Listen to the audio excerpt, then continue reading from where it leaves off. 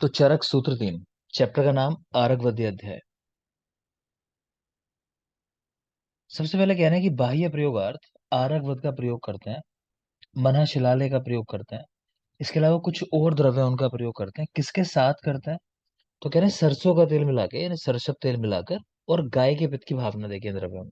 देखो बात क्या है, चैप्टर नंबर 3 जो है इसमें मेनली हम लोग पढ़ेंगे कि शरीर के ऊपर जो लेप लगाए जाते हैं उन द्रव्यों की बात करेंगे। आप लोगों ने अगले वाला पार्ट भी थोड़ा बहुत पढ़ लिया होगा जरूर अब तक, तो आपने वहां देखा होगा कि आरगवत जो है वो बाह्य प्रयोगार्थ, अगर कुष्ठ की बात करें उसमें तो श्रेष्ठ है। आरगवत कुष्ठ में बाह्य लेप के लिए बेस्ट है। और अगर इंटरनली यूज कराना है बोलो तो वो भी बताया हुआ उस लेक्चर के अंदर, तो क्या बेस्ट होता है? खद्य। खदर। खद्य। क्लियर। तो यहाँ पे एक्सटर्नल लेप की बात चल रही है जो कुष्ठ में इस्तेमाल हो रहे हैं, उन द्रव्यों की बात चल रही है। तो यहाँ आरगवध है, और द्रव्यों का नाम लिखा है मन्हा शिलाले। चैप्टर 1 में बताया था कि मन्हा शिलाले का मतलब है मन्हा शिला और हड़ताल, तो ये चीज याद रखना। मन्हा शिलाले लिखा दिखाई दे तो मतलब दोनों की बात चल रही है, मन्हा शिला और हड़ताल। नेक्स्ट देख रहे हो कि इसमें भावना किसकी दे रहे हैं, तो कह रहे हैं गाय के पित्त की भावना देते हैं, बहुत जरूरी बात है। और क्या मिला के इस्तेमाल किया?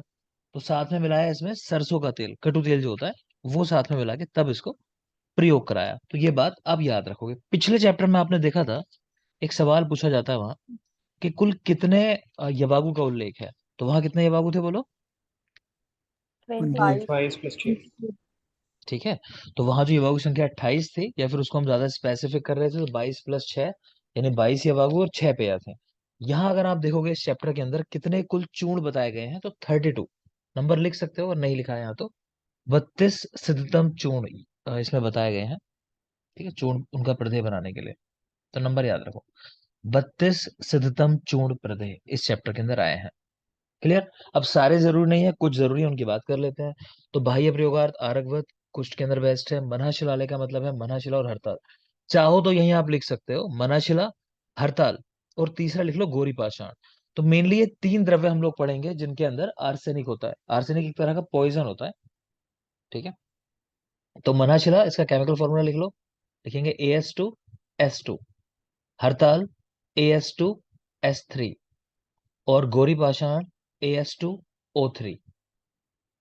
तो इन तीनों के अंदर आर्सेनिक होता है, याद रखना स्पेशली। मनाशिला, हरताल और गोरी पाषाण। ठीक है। अगली एक चीज है, ये सवाल पूछ चुका है एग्जाम के अंदर, कि मनाशिला हरताल में से कौन सा ज्यादा सेफ है किसी व्यक्ति के लिए अगर खाए तो बेटा हरताल ज्यादा सेफ है। क्यों? क्योंकि उसमें आर्सेनिक कंपैरेटिवली कम है। समझ पा रहे हो ना, आर्सेनिक के 2 मॉलिक्यूल हो गए और सल्फर के 3 हो गए। जबकि आप ऊपर देखोगे मनाशिला में तो 50-50 के रेशियो में है, 2 आर्सेनिक 2 सल्फर, इस तरह करके। तो सिंपल सी बात यह है, जितना कम मात्रा के अंदर आर्सेनिक होगा दूसरे द्रव्य के कंपैरिजन में, उतना ही वो सेफ होता चला जाएगा। तो यही लॉजिक है यहाँ पे। ठीक। नेक्स्ट देखो, कुछ और लेप के नाम आए हैं, एग्जाम में पूछे नहीं जाते, आप एक नजर डाल लेंगे। तुत्थ आदि लेप, रसांजन आदि लेप, करंज आदि लेप, आरगवद आदि लेप, तो ये सारे के सारे कुष्ठ में ही इस्तेमाल होते हैं, एक नजर अच्छे से डाल लोगे। नेक्स्ट देख रहे हो कोल आदि लेप। अच्छा, लेप हमने कैसे याद किया ये भी बात समझ लो, कि आपकी बुक के अंदर ऐसा नहीं कि ये लेप के नाम दे रखे हैं। आपकी बुक्स के अंदर तो श्लोक दे रखा है पूरा, कि मान लो कि श्लोक लिखा है कुष्ठम हरिद्रे सुरसम पटोलम निम्बाश्च अश्वगंधे सुरादारू, ऐसा करके। तो पहला द्रव्य जो है हमने उसका नाम लिया और नाम रख दिया उसका कुष्ठ आदि लेप, ऐसा करके। ठीक है। तो इस तरह से हमने लेप के नाम बनाए हैं खुद से। तो तुत्थ आदि, रसांजन आदि, करंज आदि, आरकवद आदि लेप, तो ये सब कुष्ठ के अंदर यूज होते हैं। नेक्स्ट देखोगे आप, एक आया इसी तरह कोल आदि लेप। कोल आदि लेप, तो ये कहाँ इस्तेमाल होता है? वात विकारों में। ये रात हो गया है, इसको वात कर लेना। वात विकारों में कोल आदि लेप याद कैसे कर सकते हो? कि देखो कोला जो होती है ना, जैसे कोका कोला वगैरह कार्बोनेटेड जो भी ड्रिंक्स होते हैं, उनके अंदर क्या होता है, बबल्स बन रहे होते हैं। उससे पता चलता है कि अभी क्या है, वो फ्रेश है, मतलब कि उसको पिया जा सकता है, टेस्ट अच्छा होगा। तो वैसे याद कर सकते हो कि कोला के अंदर क्या देखते हैं हम, कि वात है या नहीं है, मतलब बबल्स बन रहे हैं या नहीं बन रहे हैं। तो कोल आदि लेप वात विकारों में। नेक्स्ट है, कह रहे हैं वात व्याधि हर लेप है, उसका उल्लेख है। तो वहां लिखा है कि जानवरों का मांस यूज होता है उस लेप को बनाने में।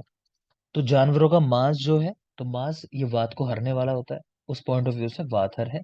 प्लस एक जरूरी बात है कि वेशवार, इसका उल्लेख भी हम मांस के साथ पढ़ते हैं अक्सर। तो वेशवार क्या है, आपसे सवाल पूछा जाता है, तो यहाँ जो लिखा है अस्थि विहीन बकरे का मांस। ठीक है, तो बोनलेस मटन कह लो, तो अस्थि विहीन बकरे का जो मांस है उसे वेशवार कहा जाता है। प्लस इसमें साथ में और चीजें मिलाई जाती हैं, जैसे गुड़ है, घृत है, काली मिर्च है, पिपली है, तो ये सारे द्रव्य भी मिलाए जाते हैं। तो एक नजर डाल लेंगे। कुल मिला के वेशवार निरास्ती बकरे का मांस है जिसको मसालों से और स्नेह से सिद्ध किया जाता है। ठीक है। अगला है एक वात रक्त हर लेप। वात रक्त यानी गाउटी आर्थराइटिस, उसको दूर करने वाला लेप है। इसमें मधुशेष पड़ा होता है। मधुशेष यानी मोम की बात चल रही है यहाँ पे, क्योंकि मधु निकालने के बाद, शहद निकालने के बाद हमारे पास मोम बच जाता है वहां पे। तो मधुशेष यानी मोम। तो मोम वाला जो लेप है, वैक्स वाला, तो वो वात रक्त को हरने वाला लेप है। नेक्स्ट है गोधूम आदि लेप। तो गोधूम यानी गेहूं की बात चल रही है। तो गोधूम आदि लेप ये वात रक्त में इस्तेमाल होता है अगेन। तो गोधूम आदि लेप भी वात रक्त में है। और वात रक्त हर लेप में मधुशेष यानी मोम पड़ा हुआ है, वो भी याद रखिए। नेक्स्ट है नत आदि लेप। शिराशूल में यूज होता है। इसी तरह प्रपौंड्रिक आदि लेप, ये भी शिराशूल में यूज होता है। मैंने आपको शुरुआत में कुछ योग बताए थे, ठीक है, कृष्ण आत्रे के बताए हुए, तो वहां ध्यान आ रहा होगा। प्रपौंड्रिक आदि तेल का भी नाम लिया था हम लोगों ने, कि वो शिरो रोगों में इस्तेमाल होता है। ठीक है ना, तो याद रखेंगे। तो यहाँ देख रहे हो नत आदि लेप और प्रपौंड्रिक आदि लेप। याद करने की ट्रिक ये है कि प्रपौंड्रिक आदि लेप ऑलरेडी याद है हमारे, और नत आदि लेप, क्योंकि हम क्या कहते हैं कि नत मस्तक हो जाओ, मस्तक यानी सिर की बात चल रही है, नत मस्तक। तो नत आदि लेप मस्तक के लिए यानी सिर के लिए, ऐसा करके याद कर सकते हो। इसी तरह एक आया शीत नाशक लेप, उसमें शैले पड़ा हुआ है। शैले बस देख लोगे, शीत नाशक लेप में शैले। विषग्न लेप है। श्रीशस्तु सा सिंधुवार, वहां श्रीश और सिंधुवार पड़े हुए हैं। अब बताओ मुझे, सर्वश्रेष्ठ विषग्न द्रव्य क्या है? विषग्न नाम शिरीष। श्रीश। शिरीष। क्लियर है? तो श्रीश जो है सर, हाँ बेटा, श्रीश जो है सर्वश्रेष्ठ विषहर है, तो इजीली रिलेट कर सकते हो। तो श्रीश वाला लेप है। इसके अलावा सिंधुवार भी यहाँ लिखा हुआ है, तो उसको भी देख लेना। ठीक है। तो सिंधुवार, तो सिंधुवार इन्होंने जो लिखा है पर्याय है वो निर्गुंडी का, कि निर्गुंडी की छाल का लेप। तो आप तो नाम याद रखोगे, श्रीश और सिंधुवार। इनका लेप जो होता है विष को हरने वाला होता है। यही लिख रहे हैं कि श्रीश और लामज्जक अगर ये दिखाई दे आपको, तो वो त्वक दोष हरने वाला और स्वेदहर लेप है। कोई खास नहीं है, पूछा नहीं जाता। आप तो श्रीश वाला याद रखोगे स्पेशली। क्लियर? तो इस पूरे चैप्टर में एक बार रिकॉल अगर मैं कर दूं, और कुछ है नहीं इस चैप्टर के अंदर, ये एंड है इस चैप्टर का। तो चैप्टर को रिकॉल करूं अगर मैं, तो बेटा तीसरा चैप्टर है आरगवदी अध्याय। यहाँ सिर्फ एक्सटर्नल लेप की बात आई है। आरगवद बाह्य प्रयोगार्थ कुष्ठ में बेस्ट है, इंटरनली खदिर बेस्ट है। तो बाह्य प्रयोगार्थ जो आरगवद आदि लेप एक आया है, उसके अंदर मना शिलाले, ये भी शब्द आया। मना शिलाले यानी मना शिला और हड़ताल। ठीक है। ये जो पूरा योग बना रहे हैं, इसमें गाय के पित्त की भावना है, और साथ में सरसों का तेल मिला के इसको लगा रहे हैं। प्लस आगे एक कोल आदि लेप आया, वाद विकार हर होता है। वेशवार, वेशवार है अस्थि विहीन बकरे का मांस जिसको मसालों से और स्नेह से सिद्ध कर लिया गया। वात रक्थर लेप हो, या फिर गोधूम आदि लेप हो। मतलब ऐसा करो, गोधूम आदि लेप जो वात रक्थर है, और एक वात रक्थर लेप और आया है जिसके अंदर गोधूम मधुशेष पड़ा हुआ है, माफ करें, मोम पड़ा हुआ है। नत आदि लेप और प्रपौंड्रिक आदि लेप दोनों शिराशूल में यूज होता है। और विषंग लेप जो है वो है शिरीष का और सिंधुवार का। इतना ही आपको याद रखना है। नेक्स्ट आता है चैप्टर नंबर 4। तो जल्दी से जो मैं सवाल कर रहा हूँ कुछ लोगों से, वो जवाब दे देंगे, फिर आगे चलते हैं। आकांक्षा,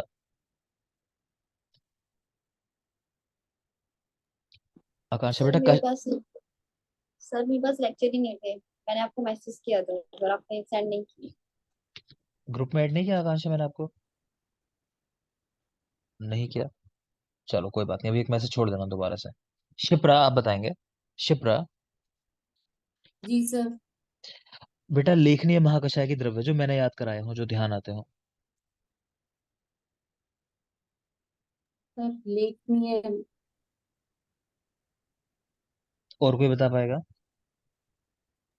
सर वो हरी ने हरी दारू ने दारू पीकर विष से कुश्ती के मस्तक मस्तक पर पर चिट्ठी चींटी। लिखा। मस्तक पर चींची लिखा।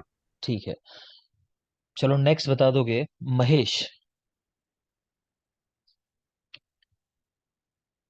महेश, माइक ऑन करेंगे महेश। जी सर जी। भेदनीय महाकषाय क्या द्रव्य है इसमें? भेदनीय महाकषाय।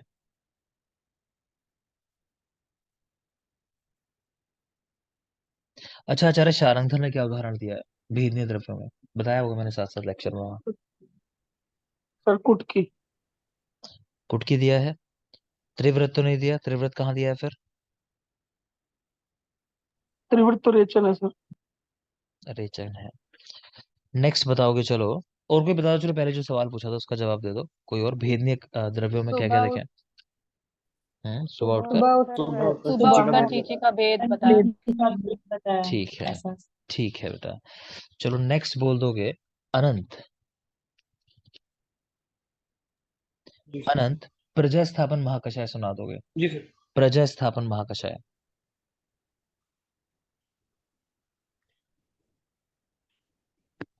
इंद्रिय ब्राह्मी क्षत्रिय सहस्वीर्य अमोघा सहस्वीर्य अमोघा अव्यथा।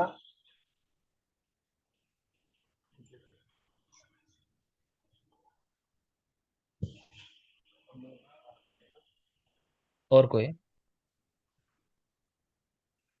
सर इंद्रिय ब्राह्मी क्षत्रिय सहस्वीर्य शिवा अरिष्टा अमोघा अव्यथा और एक सर वाट्य पुष्टि और एक और है सर विश्वक्सेन कांता। प्रत्येक विषय। चलो काम से हाँ। अच्छा, ठीक है। विश्वक से। अच्छा देखो, मैं आज सुन नहीं रहा है ना, मैं इस पे फोकस भी नहीं कर रहा, क्योंकि अभी मुझे पता है कुछ लोग को याद नहीं हुआ होगा, थोड़ा टफ पोर्शन होता है, थोड़ा टाइम लगता है। लेकिन कल जब आओगे तो याद होना चाहिए, ठीक? पीछे जो पढ़ा है वहां से मैं सवाल करता रहूंगा, तो जो पीछे से एक दो सवाल जरा कर लेते हैं। सार्थक, सार्थक,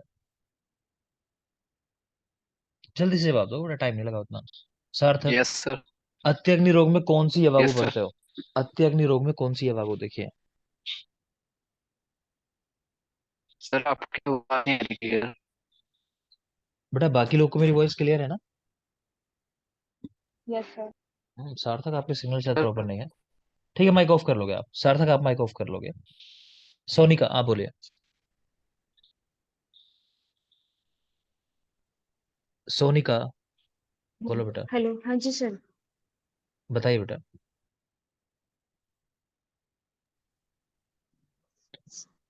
सबका ना कैमरा मुझे ऑन चाहिए, मैं बता रहा हूँ, मुझे कैमरा सबका ऑन चाहिए, कैमरा ऑफ नहीं रहेगा। मैंने पहले भी कहा ये बात। कैमरा ऑन रहेगा, सिटिंग पोस्चर, एक जगह बैठोगे कैमरा ऑन रखोगे, ये नहीं चलेगा। ऐसे कैसे मैं सवाल करूंगा बेटा? मैं बार बार सवाल एक ही व्यक्ति से करता रहूंगा, मुझे पता ही नहीं सामने व्यक्ति है नहीं है। नहीं चलेगा। कैमरा सबका ऑन रहेगा, मैं बिल्कुल लास्ट आज बता रहा हूँ, सेकंड सेशन से कैमरा ऑन रहेगा आपका। सब सही से बैठेंगे, जो नहीं कैमरा ऑन होगा मैं रिमूव कर दूंगा, तो मुझे कहोगे नहीं करके सर क्यों रिमूव कर दिया। ऐसा काम नहीं चलने वाला है, ठीक है? सोनिका अभी बताइए बेटा। सर अपमार्ग है, दूसरे का नाम पता नहीं है अपामार सर। गोधा रस दिया बाबू। नेक्स्ट बताओ, जल्प कल्पतरु किसने लिखी है? बस सर गंगाधर, गंगाधर। गंगाधर राय। किस आचार्य ने चरक संहिता के लिए कहा सो अखिल शास्त्र विद्या कल्प द्रुम?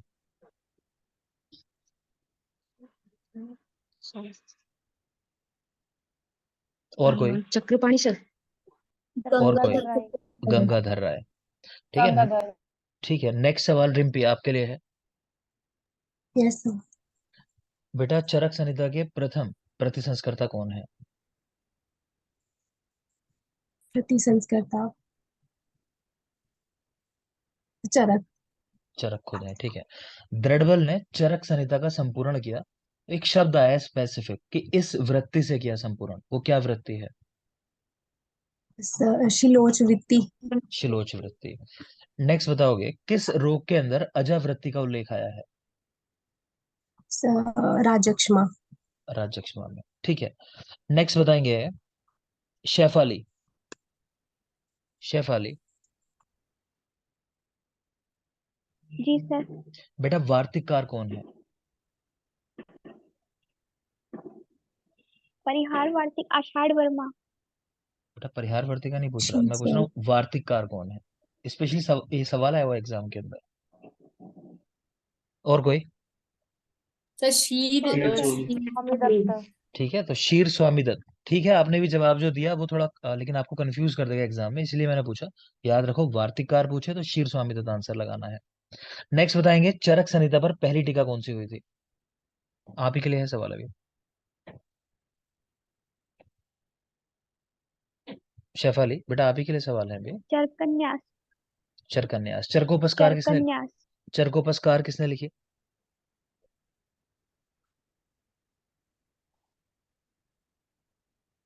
और कोई? योगेंद्र नाथ सेन। योगेंद्र नाथ सेन। ठीक है, नेक्स्ट जवाब देंगे सूरज। जी सर। सूरज, किस मूत्र का गुण है? कृमि कुष्ठ नाम, ये शब्द आया है, किस मूत्र के गुणों में आया है कृमि कुष्ठ नाम?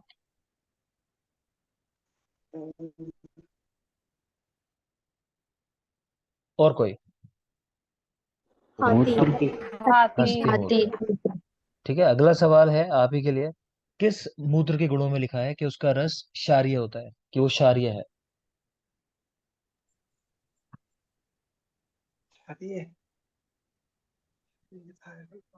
सूरज, रिपीटेड क्वेश्चंस हैं ये, मैं पूछ चुका हूँ आपसे पहले भी, मुझे याद है। वही क्वेश्चन कर रहा हूँ जानबूझ के। और कोई बोलो। भैंस। भैंस। ठीक है, तो महिषी मूत्र का गुण है। माइक ऑफ कर लोगे? माइक ऑफ कर लोगे? सुमित, सुमित, जी सर। किस मूत्र के गुणों में है कि ग्रह बाधा नाशक होता है? ग्रह बाधा नाशक। गधा। गदर मूत्र। आचार्य चरक ने कुल कितने शोधन द्रव्यों का उल्लेख किया?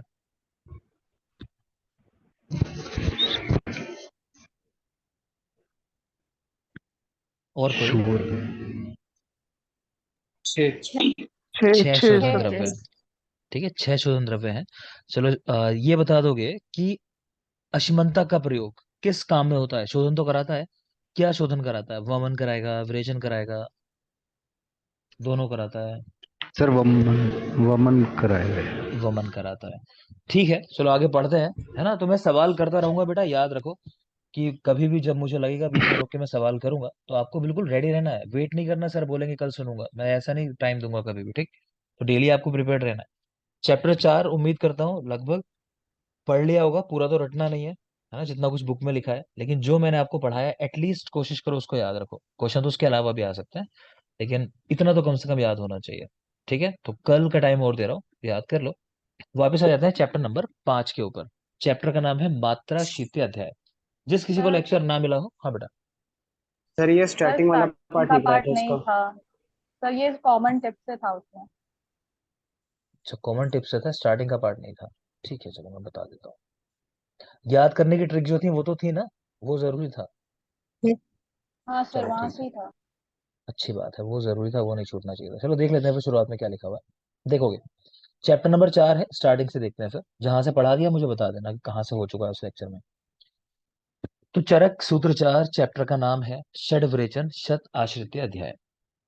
तो देख पा रहे हो, कह रहे हैं कुल विरेचन के योग जो है 600 है। शायद हमारी बात हो चुकी है कि चरक कल्प स्थान आप देखोगे, शुरू के 6 चैप्टर है वमन के, बाद के 6 चैप्टर विरेचन के, तो वो सारे जितने योग वहां पे आए उनको एक जगह काउंट करके लिख दिया कि कुल विरेचन योग होते हैं 600। क्लियर? तो इन नंबर याद रखो। अब इन 600 के अंदर ऊर्ध्व विरेचन और अधो विरेचन इस तरह करके दिया हुआ है।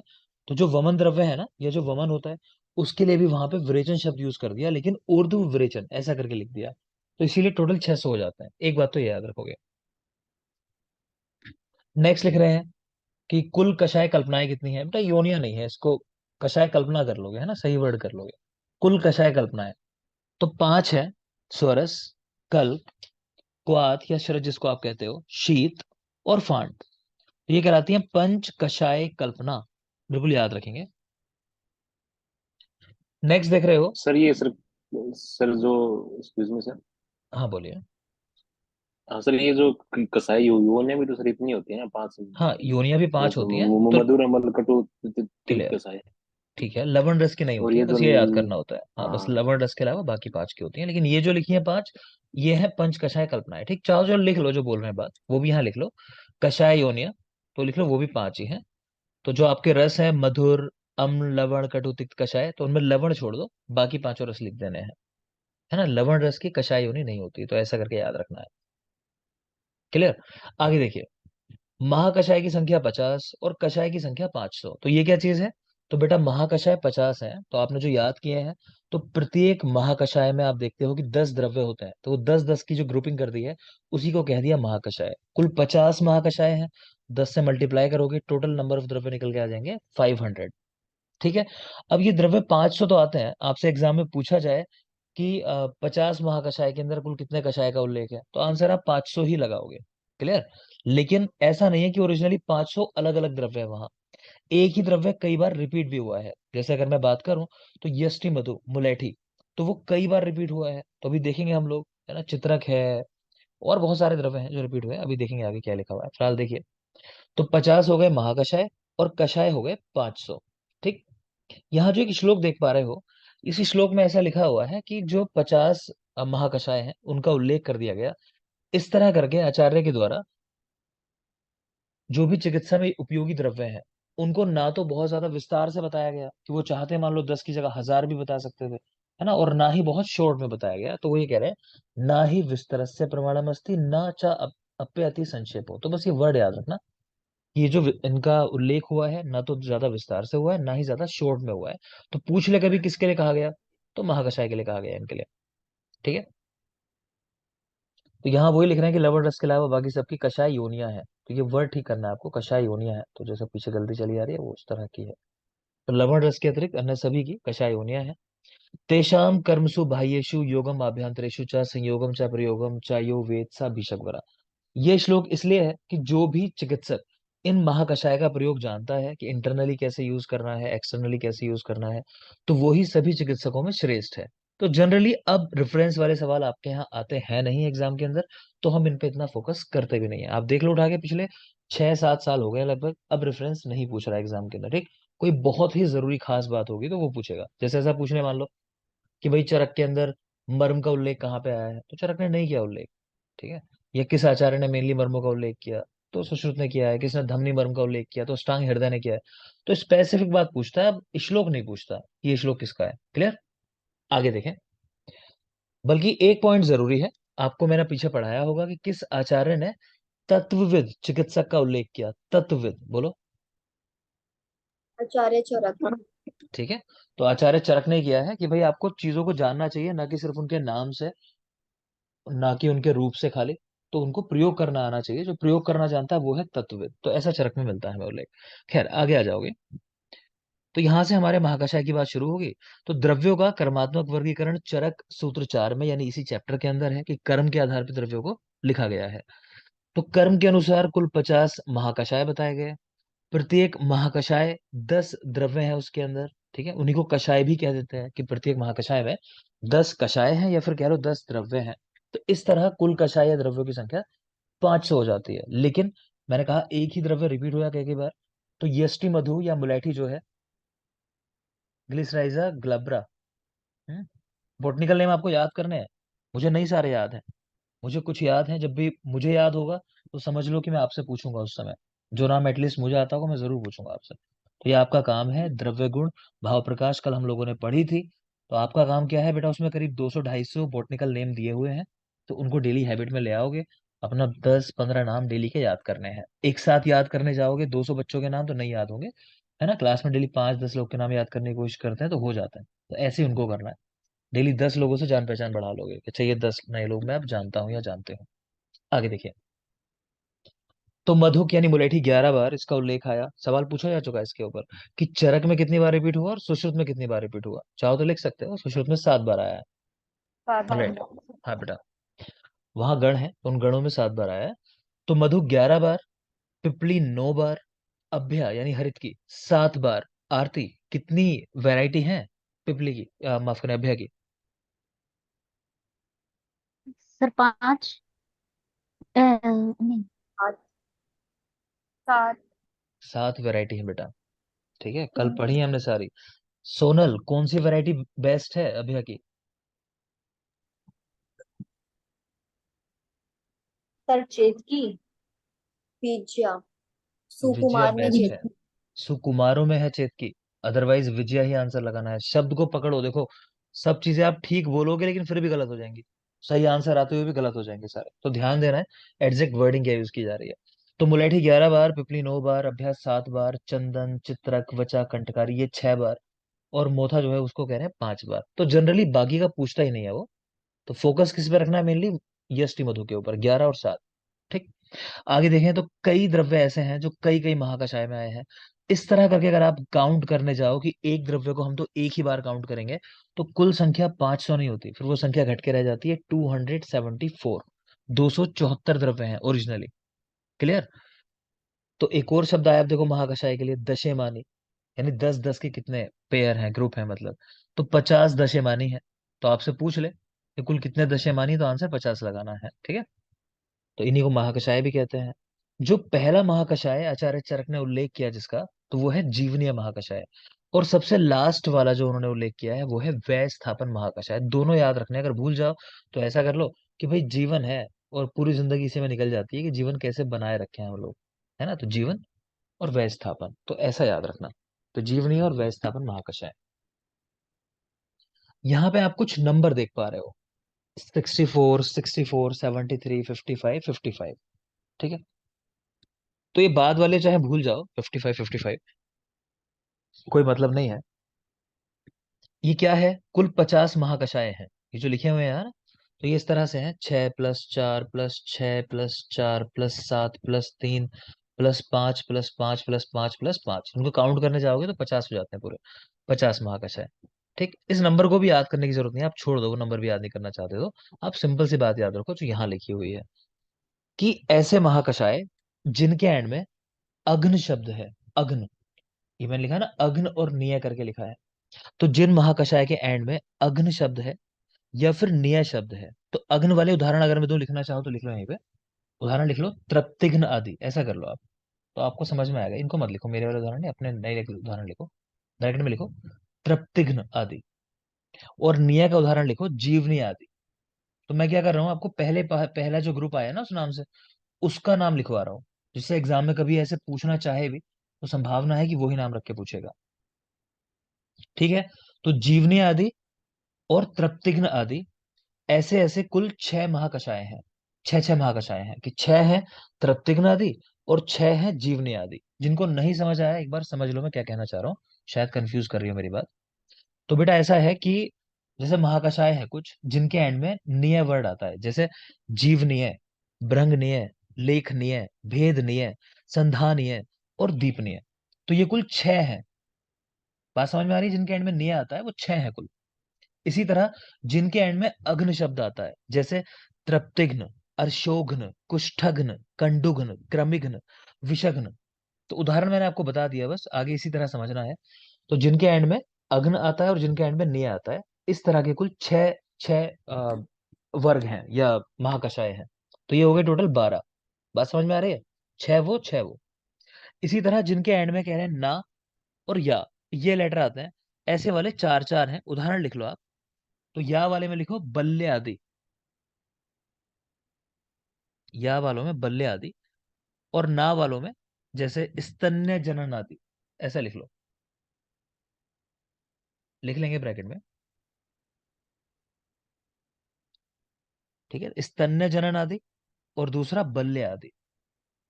तो इस तरह वाले बेटा 4-4 हैं दोनों। ठीक, नेक्स्ट है निग्रहण, जिनके एंड में आता है। इस तरह की कुल 3 है महाकषाय जिनके एंड में निग्रहण शब्द आता है। उदाहरण लिख लो सामने, छर्दी निग्रहण आदि, ऐसा लिख लेंगे, छर्दी निग्रहण आदि।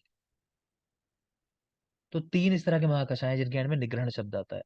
नेक्स्ट लिखोगे स्नेहोपग, जैसे दे रखे हैं कि जिसके एंड में मतलब पग लिखा हुआ है, लेटर पग, ऐसे 7 हैं। तो उदाहरण लिखा ही है यहाँ पे, स्नेहोपग आदि। तो बुक में देखना चाहोगे तो स्नेहोपग है, स्वेदोपग, वमनोपग। क्लियर? और बाकी कह रहे हैं इनके अलावा कोई भी वर्ड रख के पूछे आपसे तो आंसर आपको 5 लगाना है। आंसर 5 लगाना है। अगर जानना चाहो तो बता देता हूँ, जैसे पुरीश संग्रहणीय हो गए, है ना, तो पूछ रहे संग्रहणीय आदि कुल कितने हैं, तो आंसर 5 लगाना है। पुरीश संग्रहणीय, पुरीश व्यंजनीय, पुरीश मूत्र संग्रहणीय, मूत्र व्यंजनीय, मूत्र विरेचनीय, इस तरह करके बना रखे हैं उन्होंने, तो वो 5 है। इसी तरह हर जो है, चाहे कासहर, श्वासहर, शोथहर, ज्वरहर, श्रमहर, ये आदि करके पूछ ले तो 5 है। तो कोई भी पूछे इनके अलावा आंसर 5 लगाना है। जो मैंने कहा, किसी को समझने में दिक्कत है इस बात को जो मैंने समझाई है अभी? नहीं?